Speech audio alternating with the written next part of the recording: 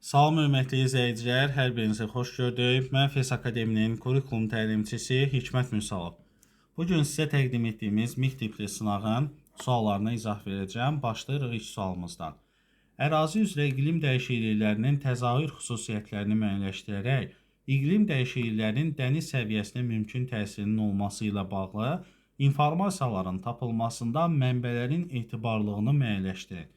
Verilmiş fikir idraki sahənin hansı mərhələsinə uyğun gəlir?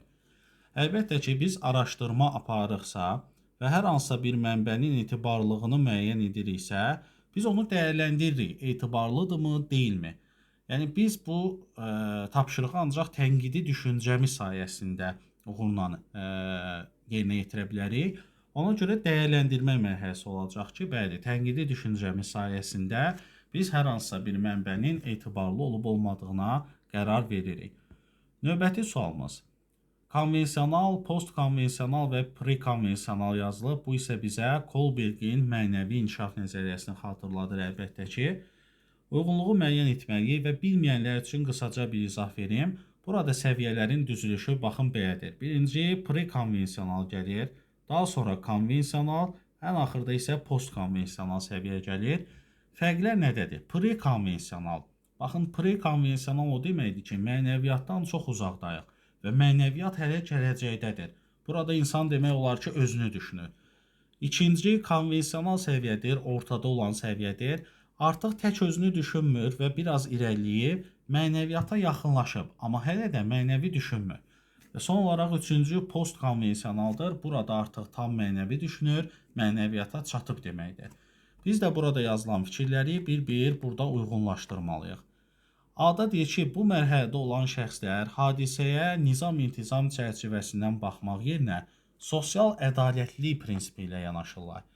Yəni, biri var ki, nizam-intizam qaydalarını önəmsəsin, bir də var ki, əsasən o, insanların ədalətli olmasını, insanların hüquqlarının bərabər olmasını istəyir. Yəni, bu prinsiplə yanaşır. Ona görə bu ən yuxarı mərhələdə olacaq, səviyyədə olacaq. Çünki bu mənəvi düşünür. Görürsünüz, ədalətliliyi düşünür. Ona görə A-nı biz postkonvensional səviyyəyə yazmalıyıq. A-nı yazırıq ikinciyə. Bu mərhələdə olan şəxslər mühakimə edərkən öz mövqeyindən deyil, cəmiyyətin mövqeyindən çıxış edirlər. Yəni, öz fikrimi də deyil, insanların nə dediyini düşünürəmsə, tam mənəvi deyiləm, amma mənəviyyata yaxınlaşmışam, konvensionalda olacam, ortada olan mərhələdə. B-ni yazırıq birinciyə. C-də deyir ki, məsələlərə münasibət təkcə bir şəxsin yanaşmasından asılı deyil, müxtəlif fərdlər müxtəlif baxışlara malik ola bilər. Yəni, hərənin öz fikri var, hərənin öz yanaşması var. Bu individualizmdir, yəni şəxsi maraq deməkdir. Hərə öz şəxsi marağına görə davranır deməkdir. Və bu da mənəviyyatdan uzaqdır. Prekonvensionalda olacaq. C-ni üçüncüyə yazıraq. Bu mərhələdə olan insanlar bəzi addımları qaydalara zidd olsa belə ədalətli hesab edirlər. Bəli, onlar üçün əsas odur ki, insanlar üçün uyğundur yoxsa deyil, qaydalara zidd olsa da olar. Yəni, görürsünüz, mənəvi düşünən insandır və bu kitab cümləsidir. Ən sonuncu, universal olan mərhələyə aid olacaq. D-ni yazdırıq postkonvensionala. Y-də isə bu mərhələdə olan şəxslər cəmiyyəti bir bütöv şəklində görərək mühakimə edirlər. Yəni, sosial nizam pozulmasın, mən də pozmuram, digər insanlar da pozmasın. Ona görə bu hələ tam mənəvi düşünmür, amma mənəviyyata yaxındır. Ortada olan konvensional səviyyədə olacaq. Yeni də yazaraq birinciyə. F-də isə bu mərhələlərdə olan uşaqlar mühakimə yürüdərkən qoyulmuş qaydanın pozulması nəticəsində yaranan vəziyyətə görə qərar verirlər. Bəli, yəni sırf öz mövqeyini düşünür. Mən bu qaydanı pozsam axırında nə baş verər? Mənfəətim varmı, yoxdurmu? Mənə cəza düşürmü, düşmürmü? Ona görə bu hələ mənəviyyatdan çox uzaqdadır. Bunu da götürürük prekonvensional səviyyəyə. Və yekun götürdüyümüz cavablarda B, Y, 2-də A, D, 3-də isə C və F. Bəli, yekun cavabımız olur A bəndi. 43-cü sual baxırıq. Müəllim 4-cü sinif şagirdlərinə azadlığın insanlar üçün dəyəri nədən ibarətdir? Belə bir sual ətrafında müzakirə təşkil etməyə çalışır. Və müşahidə edir ki, şagirdlər bu mövzuda fikir bildirməkdə və arqument gətirməkdə çətinlik çəkirlər. Söhbət hansı nəzəriyyədən gedir? Müəllimlər, əgər mücərrər bir anlayış haqqında, ümumiyyətlə çətin həyati bir məsələ haqqında müzakirə gedirsə və şagird buna bir fikir söyləyə bilmirsə, çətinlik çəkirsə, deməli mövzu onun yaşına uyğun deyil. Burada yaşdan danışan, zehni inkişafın mərhələlərindən danışan bir də nəzəriyyə var. O da Piaget'in zehni inkişafın mərhələləri nəzəriyyəsidir ki, bəli, orada yaşlara görədir. O sizə deyir ki, bu mərhələdə formal əməli mərhələdə olan şagirdlər bunun öhdəsindən gələr. Daha aşağı mərhələdə olanlara belə bir müzakirə təşkil etsəz, onlar bunu anlamayacaqlar. Bax, gördüyünüz kimi. Növbəti sualımız 44-cü sualda verilmiş fikirlərdən diaqnostik qiymətləndirməyə aid olanları seçirsiniz. Bu qiymətləndirmə vasitəsilə tədrisin təşkili effektiv şəkildə tənzimlənir və şagirdlər tərəfindən məzmunun mənimsənilməsinə şərait yaradılır. Biz təlim nəticələrini, mövzuları mənimsədirik nə ilə?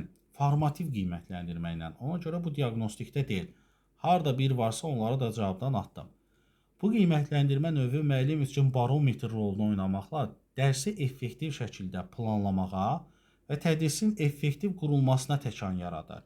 Bəli, barometr rolunu oynayır, şagirdi ölçürsən və planını ona görə qurursan, effektiv şəkildə təşkil edirsən. Bu həqiqətən diaqnostikdə var. 2-ni götürürəm, harda 2 yoxdursa onu da cavabdan atıram. 3-də deyir ki, bu qiymətləndirmə şagirdin motivasiyasını, öz-özünə öyrənmə qabiliyyətini artırır. Daha sonra şagirdin müstəqil öyrənməsi, öz biliklərini təkmilləşdirmək, bunlar hamısı formativdə var deyə 3-ü də atıram cavabdan. Cavabımız artıq bəllidir. 2, 4, 5. Yoxlayaq hər ehtimal, bu qiymətləndirmə üçün nəzərdə tutulmuş tapşırıqlardan həm də bölmənin sonunda verə bilərsiniz. Doğrudur, buna deyirlər təkrar diaqnostik qiymətləndirmə. Və 5-də fən və yaxud mövzu haqqında yanlış təsəvvürləri və yaxud əksinə şagirdin bildiyi şeyləri ortaya çıxarmaq diaqnostikdə var. 2, 4, 5, 44-cü sualımızın cavabı oldu C variantı. 45-ci sualımız isə uyğunluqdur müəllimlər. Uyğunlaşdıraq, ən axırda cavabları göstərərəm sizə. 4 ədəd iş üsulu verilib. Klaster, Fryer modeli, zigzag, bir də sinektika. Müəllimlər, hərəsinin öz açar sözlərini demişik, siz artıq bunları bilirsiniz. Və ona görə həmin açar sözlərlə irəliləsəniz, demək olar ki, səhv cavab əldə eləməyəcəksiniz. A-da deyir ki, bu üsul vasitəsilə şagirdlər müəyyən bir konsepsiyanı anladıqlarına əmin olurlar və onu digər konsepsiyalardan fərqləndirirlər. Konsepsiyanı və yaxud hər hansısa bir sözü, anlayışı təhlil edirdik harda? Fryer modelində. Ona görə A-nı yazıram Fryer modelinə. B-də deyir ki, əsas anlayışa aid biliklər arasında assosiasiyalar yaratmaq. Bir əsas anlayış verilir mərkəzdə. Mən də öz söz bazamdan, söz ehtiyatımdan ona uyğun sözlər düzürəm, ona aid olan. Əlbəttə ki, bu klaster üsulunda olacaq. B-ni yazıram birinciyə. Bu üsul şagirdlərdə mətn haqqında təsəvvür yaratmağı, məlumat almağı, mətni təhlil etməyi, mətni parçalamağa təşviq edir. Zigzag üsuludur. Böyük mətnlərin qısa zamanda mənimsədilməsi üçün. C-ni yazdıq zigzaqa. Şagirdlərin düşünmə fəaliyyətini qrup şəklində aktivləşdirir, müzakirə texnikasıdır. Qrup halında burada müzakirə girsə, sinektikadan söhbət gedə bilər. D-ni sinektikaya yazdıq.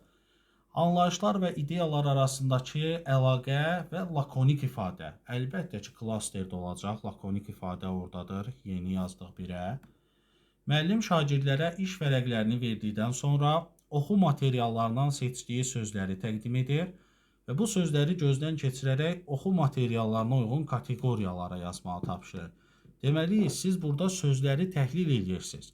Sözün təhlil olunması da Fryer modelindədir. F-i də ora yazdıq və ən axırıncı müzakirə təşkil olunur, problem həll etmə var, müzakirə var. Deməli, sinektika olacaq. Əlini də yazıram 4-cü olan sinektikaya.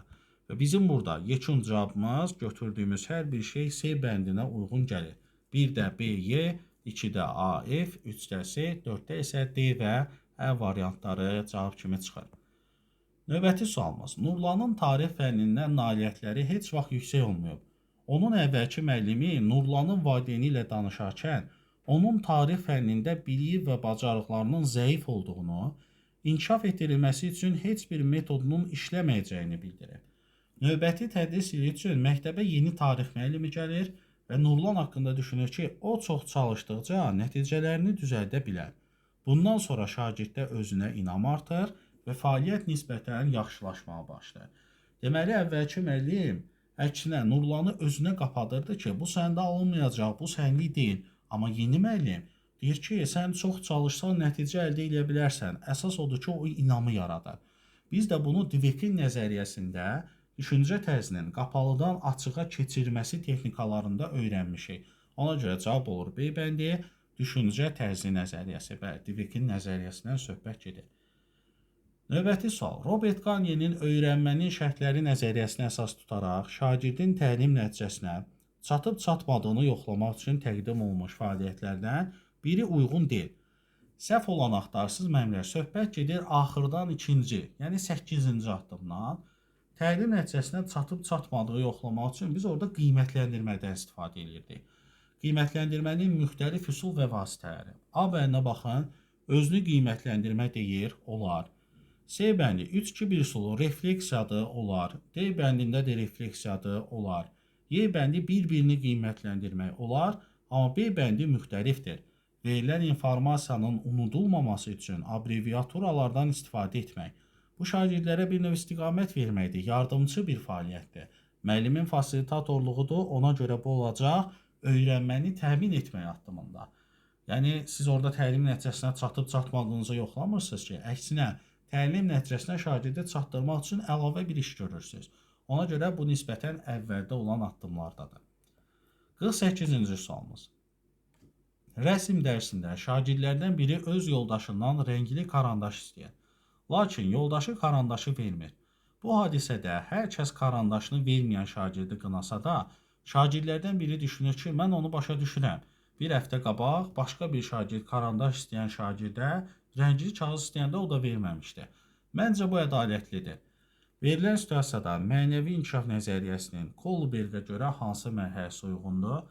Təbii ki, burada qaydanın pozulmasından, pozulmamasından söhbət getmir. Ədalət, hüquqların bərabər olması əlbəttə ki, sosial müqavilə mərhələsindədir.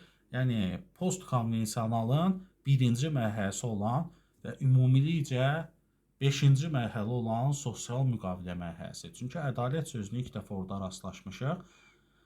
Və 49. Leyla müəllim gündəlik planlamasında fəaliyyətləri müəyyənləşdirən zaman dərsin məqsədi ilə yanaşı şagirdlərin maraqlarını, öyrənmə tərzlərini və diferensiallaşmanı nəzərə alır.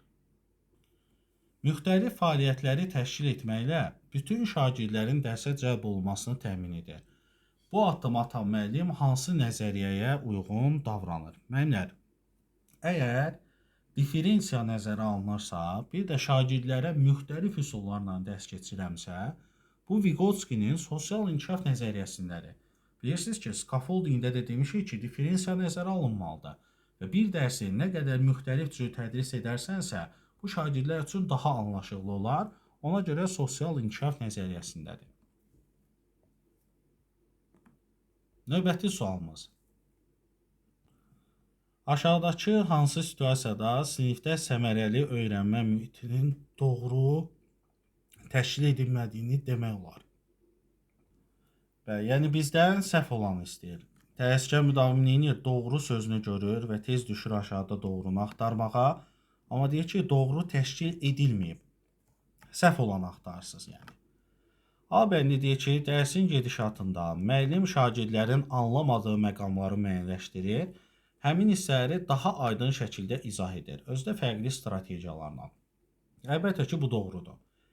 Müəllim şagirdlərin fərdi ehtiyaclarından xəbərdar olmaq üçün anket sorğusu keçirir və fərdi xüsusiyyətləri nəzərə alır. Bu da doğru. Müəllim ilin əvvəlində sinif üçün təyin etdiyi davranış pozuntularının qarşısının vaxtında almağa imkan verən və cəzaların olduğu qaydalar müəyyən edir. Müəllimlər, yəni burada əsas məqsəd cəzalandırmaqdır. Amma əksinə, biz səmərəli öyrənmə mühitinin qurulmasında elə ilk şərt kimi bunu demişik ki, yəni şagirdlərə qaydalar onları cəzalandırmaq üçün qoyulmamalıdır və hədə-qorxu yığışdırılmalıdır. Ona görə səhv olan C bəndidir. D-də müəllim şagirdlərə təqdimat hazırlamağı tapşırır və təqdimatı tamamlaya bilməyənlər üçün də cəvi şəkildə fərqli üsullardan istifadə edilir. Doğru. Və Y bəndi yüksək nailiyyət əldə edən şagirdi təbrik edib mükafatlandırır. Hamısını nümunə kimi demişik. Şagirdlərin uğurlarını qeyd eləmək, daha sonra fərqli strategiyalarla dərsi izah eləmək, daha sonra burada fərqli xüsusiyyətlərin nəzərə alınması, hamısı öyrənmə mühitində var idi. Bir dənə cəzaya üstünlük vermək səhv addımdır. 51-ci sual. Gələcəkdə siyasətçi olmaq istəyən Eldar bu peşədə səbirli və məntiqli davranmağı, öz emosiyalarına nəzarət etməli olduğunu bildiyi halda, bir neçə məqamlarda bu xüsusiyyətə əməl edə bilmirdi. Bəzən məntiqi mülahizələrinə əsaslanmadan özündən tez çıxırdı. Yəni, bu insan emosiyaların təsiri altındadır. Rasional düşünə bilmir, emosional düşünür. Buna deyirlər qeyri-rasional şuur dövrü. Daha çox insanın yeniyetməlik yaş dövrünə uyğun gəlir. Növbəti sualımız. Gülay müəllim həyat bilgisi dərsində müasir dövrün qlobal ekoloji problemləri haqqında məlumat verir. Şagirdlərə bildirir ki, ətraf mühitin çirklənməsi insanları narahat edən ən başlıca problemlərdən biridir. Tapşırıq olaraq bu problemlərin yaranma səbəblərini müəyyən etmək üçün araşdırmalar edin, şəxsi həyatınızdan əldə etdiyiniz bilik və bacarıqlara istinad edərək nümunələr gətirin. Bu, Qarniyenin 9 addım öyrənmənin şərtləri nəzəriyyəsinə görə hansı addımdır? Təbii ki, ən sonuncu 9-cu addım. İnformasiyanı möhkəmləndirmək və bacarığa çevirmək. Hardan bilirik? Çünki, baxın, şəxsi həyatında, real həyatla inteqrasiya edəcəksə, üstəgəl, bu insandan yaradıcılıq işi istəyirsə, sonuncu addımdır. İnformasiyanı möhkəmləndirmək üçün sanki ev tapşırığı verilir. Ona görə Y bəndi daha doğru cavabdır. Son vaxtlar hamının diqqətini cəlb edən inteqrasiya sualı müəllimlər. Şagirdlər iqlim dəyişikliklərinin Xəzər dənizinə təsirlərini təhlil edəcəklər. Şagirdlər seçilmiş əraziyə iqlim dəyişikliklərinin nə dərəcədə təsir göstərdiyini təhlil etməli, daha sonra təbii və antropogen təsirlərə ayırt etməlidirlər. Müəllim şagirdlərə nümunə olaraq belə bir sual da verir ki, istiləşmənin Xəzərin ekosisteminə, təsərrüfata təsiri necə olmuşdur? Bu prosesin insanlara, onların məskunlaşmasına, iqtisadiyyata hansı təsirləri var? Fikrinizi təqdimat vasitəsilə ifadə edin. Baxın müəllimlər, burada söhbət inteqrasiyadan gedirsə, mən artıq sualı oxuduqca işarə elədim ki, hansı sözlər bizim üçün açar sözlər ola bilər. Təbii ki, burada söhbət görürsünüz ki, müxtəlif fənlərdən gedir də, iqlim dəyişikliyi, insanların həyatı, məskunlaşması, təbii antropogen təsirlər, mütləq ki, fənlər arası var. Bir də coğrafiya müəllimləri daha yaxşı bilərlər. Coğrafiyanın məzmun xəttlərində cəmiyyət və təbiət arasında da burada inteqrasiya var. Məsələn, insanlardan söhbət gedir, təbiətdən söhbət gedir. Ona görə məzmun xətti var deyə fən daxilində olan üfüqi inteqrasiya götürürsünüz. Bir də təqdimat da var, yəni bir neçə insanlardan da, iqlimdən də söhbət gedir deyə bir neçə fən də var. Fənlər arası və fən daxilində olan üfüqi inteqrasiya. Cavabımız oldu B bəndi. 54-cü sual. Murad başqaları ilə ünsiyyət zamanı hər kəsi sonacan dinləyib, qarşı tərəfin fikirlərinə əsasən öz mülahizələrini söyləyir. Muradın sinif yoldaşlarını dinləməsi yersiz mübahisələrin qarşısını almaq üçün səmərəli addım hesab olunur və bu hal onun məntiqli düşünüb nəticələri düzgün qiymətləndirməsinə şərait yaradır. Əlbəttə ki, söhbət emosional zəkadan gedir və təəssüfkar müdavimlərin çoxsu burada özünü idarə etməyə götürüb. Amma diqqətlə baxanda görürsünüz ki, daha artığı var. Nəinki özünü, hətta münasibətləri idarə edir. Baxın, onun taktikası yersiz mübahisələri də qarşısını alır. Yoldaşlarla münasibəti tənzimləyirsə, münasibətlərin idarə olunması cavab olur Y variantı. 55-ci sual. Uyğunsuzluğu müəyyən edin. Proses şagirdlərdə qoyulmuş sualın cavabının tapılmasına, fərziyyənin yoxlanılmasına və yeni biliklərin sintez edilməsinə şərait yaradılır. Sorğu və araşdırma modeli verilib, doğrudur. Söhbət təlim modellərindən gedir. Yəni, həqiqətən də orada bir sual irəli sürülür, fərziyyələr yoxlanılır və s. Daha kompleks model olduğundan qiymətləndirmə meyarları da mürəkkəb xarakteristikaya malikdir. Layihə əsaslı öyrənmədə həqiqətən də bu var, kompleks bir tədbirdir. Ona görə müxtəlif cür qiymətləndirirsən. C bəndi, mövzuya giriş üçün şagirdlərin diqqətini çəkmək və onları tədqiqata sövq edəcək sual qoymaq və ya situasiya təsvir etmək. Həqiqətən də sorğu və araşdırma əsaslı təlim modelində var. Diqqəti mövzuya cəlb edirsiniz, sual qoyulur, tədqiqata araşdırma işinə yönəlir. D-bəndi də doğrudur. Bu öyrənməni bütün fənlərdə tətbiq etmək mümkündür. Sadəcə həmin fənnin perspektivindən baxmaq lazım olacaq. Layihə əsaslı öyrənmədir. Qalır Y-bəndi. Çünki şagirdlərin uğur qazanacağına əmin olduqda onları müstəqil araşdırma işinə yönəldirsiniz, sorğu və araşdırmada. Amma burada problem əsaslı öyrənmə yazılıb. Cavab olur Y-bəndi. Növbəti sualımız. İkinci Qarabağ müharibəsi və ondan sonra keçən dövr ərzində Azərbaycan Respublikasının prezidenti İlham Əliyevin hərbi, siyasi və diplomatik qələbələrinin sirri nədədir? Bu qoyulmuş sual idraki sahənin hansı mərhələsinə uyğun gəlir? Hamımızın sevdiyi taksonomiya mövzusu. Müəllimlər, bax, sualın qoyuluşuna diqqət edin. Mənim fikrimi soruşur. Deyir ki, sirri nədədir? Mən bu mövzunu dəyərləndirəcəm indi. Mən bu mövzunu öz sözlərimlə, öz fikirlərimlə izah edəcəm. Ona görə fikir bildirirəm deyə dəyərləndirmə mərhələsi var ki, mən bu mövzuya qarşı olan öz yanaşmamı göstərirəm. 57-ci. Aşağıdakı yanaşmalardan hansı müəllimin peşəkar addımı sayılır? Yəni, doğru olanı götürürsünüz. Müəllim sinifdəki bütün şagirdlərin rəqəmsal və informasiya savadlığının bacarıqlarını inkişaf etdirmək üçün onların növbə ilə elektron lövhədən istifadə etməsinə şərait yaradır. Əslində, yəni bir-bir bu biraz səmərəsizdir, bir-bir belə öyrətmək. Həm də ki, rəqəmsalı inkişaf etdirsə belə informasiya savadlığı informasiya əldə edib araşdırmaqdır. Ona görə biz bunu düz götürmürük. Müəllim prosesin əvvəlində şagirdlərə öyrənmə məqsədləri və fəaliyyətləri ilə bağlı təlimatları çatdırır.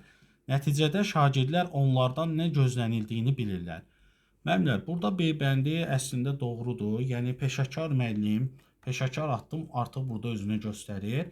Biz şagirdlərə öyrənmənin məqsədləri və görəcəyi fəaliyyətlər barədə təlimatlar veririk. Aydın şəkildə də izah edirik ki, yəni sizdən nə gözlənilir? Əlbəttə ki, bu doğrudur. C bəndi. Müəllim öyrənmə çətinliyi və ya xüsusi təlim ehtiyacları olan şagirdlərin ehtiyaclarını nəzərə alaraq əvvəldən hazırladığı tapşırıqları bütün sinifə təqdim edir. Yəni, hər kəsə eyni tapşırığı. Ona görə bu da səhvdir. Müəllim sinifdə şagirdlərə yerinə yetirmək üçün tapşırıq verir. Şagirdlərdən bir neçəsi başqa mövzuda tapşırıq etmək istədiklərini bildirir. Müəllim də istəkləri nəzərə alaraq tez mövzunu dəyişir. Görürsünüz, peşəkarlığı yoxdur, başqa bir tədbir görülməlidir. Hər kəsin marağını nəzərə alacaq bir şey. Y bəndi müəllim tədris formasını seçməklə sərbəstlik olsa da, yeni mövzunu keçən zaman hər dəfə qrup işindən istifadə edir. Axı, hər dəfə eyni cür olmaz. Ona görə B variantı burada doğru cavabdır. 58-ci sual. Doğru situasiyanı müəyyən edin. Sinifdə səmərəli öyrənmə mühitinin təşkil edilməsində ən vacib məsələ müəllimin akademik cəhətdən hazırlığının yüksək olmasıdır. Bu səhvdir müəllimlər. Akademik cəhət bizim sondakı məqsədimizdir. Ora qədər görməli olduğumuz çox iş var. Müəllimin səriştəli, sinifin idarə olması bacarıqlarına sahib olması lazımdır. Akademik, yəni hazırlıq sonrakı məsələdir. B bəndi çoxlu ev tapşırığı və əlavə oxu materialları verməklə mövzu ilə bağlı bilik bacarıqları genişləndirmək effektivdir. Səhvdir müəllimlər. Çoxlu tapşırıqla bunu eləmirlər. Praktik bir neçə tapşırıqla da bunun öhdəsindən gəlmək olar. C bəndi təcrübəyə əsaslanan öyrənmə və interaktiv təlim fəaliyyətinə uyğun müxtəlif tədris üsullarından istifadə öyrənməni gücləndirməyə kömək edir. Bu doğrudur da. Təcrübəyə əsaslanan praktiv, interaktiv təlim fəaliyyətləri və əlbəttə ki, öyrənməni gücləndirərsə doğrudur. D bəndi isə səhvdir. Deyir ki, müəllim onların səhvlərini davamlı olaraq düzəldir. Şagirdə şərait yaratmayan vaxtda düşünsün. Və Y bəndi öyrəniləcək materialın şagirdlər tərəfindən tam qavranılmasını təmin etmək üçün bölmə sonuna qədər öyrənmə xüsusiyyətinə görə qruplaşdıram şagirdləri. Yəni, eyni yerə yığıram eyni cür öyrənənləri. Bu effektiv nəticə deyil. Eyni qruplar olmasa heterogen olmalıdır. 59. Verilmiş fəaliyyətlərdən hansı sosial-emosional öyrənmənin təşkilinə aiddir? Şagirdlərin cəhdlərini vurğulamaq, eyni zamanda onların emosiyalara yönəlik əks əlaqə qurub, məqsədə çatmalarını təmin etmək. Səhvdir, əks əlaqə idraki fəaliyyətlə bağlı olar, emosiya ilə deyil. Sosial-emosional öyrənmənin daha çox yuxarı siniflərdə tətbiq olunması lazımdır. Səhvdir, nəyə görə ki? İbtidai siniflər üçün öyrənmişik də, oradan başlayıb yuxarı sinifə də aid edirik. Şagirdlərin məzmunun dərindən öyrənmələri, müvafiq bilik və bacarıqlara sahib olmaları üçün müxtəlif strategiyalardan istifadə edilir. Müəllimlər, burada əsasən mövzunu dərindən öyrənməkdən söhbət getmir. Bizim sosial bacarıqlarımız, bir də emosional bacarıqlarımızdan söhbət gedir. Ona görə C biraz bənzəsə də götürmürük, amma D bəndi doğrudur. Sosial-emosional öyrənmə şəxsi və sosial, öyrənmək kompetensiyaları ilə əlaqə olmaqla çətinliklər və qeyri-müəyyənliklərdən çıxış yolu tapmasına şərait yaradır. Bəli, sosial bacarıqların adı gələndə həmişə deyirik ki, şəxsi və sosial kompetensiya. Bax, D bəndi doğrudur. Y bəndi isə səhvdir təbii ki, deyir ki, dərindən mənimsəmək üçün ancaq açıq tipli və yuxarı təfəkkürə aid olan sualların verilməsi. Və son sualımız. Azərbaycan dili dərsində müəllim şagirdlərin fəaliyyətini qiymətləndirərkən bəzi şagirdlərin dinləyib anlama bacarıqlarının yüksək olduğunu, lakin oxuyub anlama bacarıqlarının zəif olduğunu müşahidə edir. Bu vəziyyəti düzəltmək üçün müəllim şagirdlərə oxu materialları təqdim edir. Verilmiş situasiyada şagirddə hansı kompetensiya zəif inkişaf etmişdir? Müəllimlər, təbii ki, dinləyib anlama bacarıqları, oxuyub anlama bacarıqları və ən əsası da şagirdləri oxu materialları ilə təqdim etmək, onlarda informasiya qəbulunu nəzərdə tutur. Və bu da savadlılıq kompetensiyasındadır. Düzgün cavab A bəndi. Bu günlük bu qədər. Növbəti video izahlarda görüşəndə.